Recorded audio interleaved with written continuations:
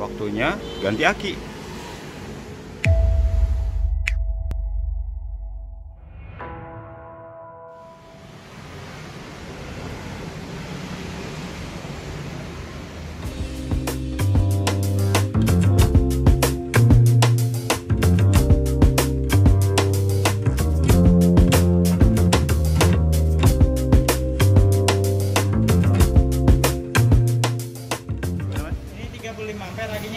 Oke. Ya, saya tekan tombol ini selama 5 detik.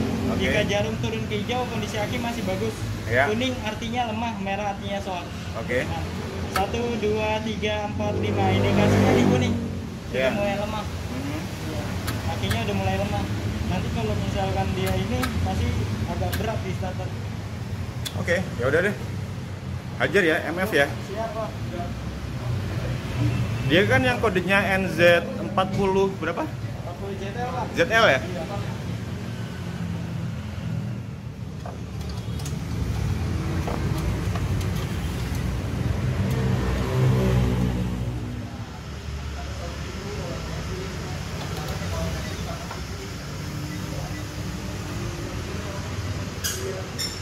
Kalau yang itu gas yang anu ya biasa ya.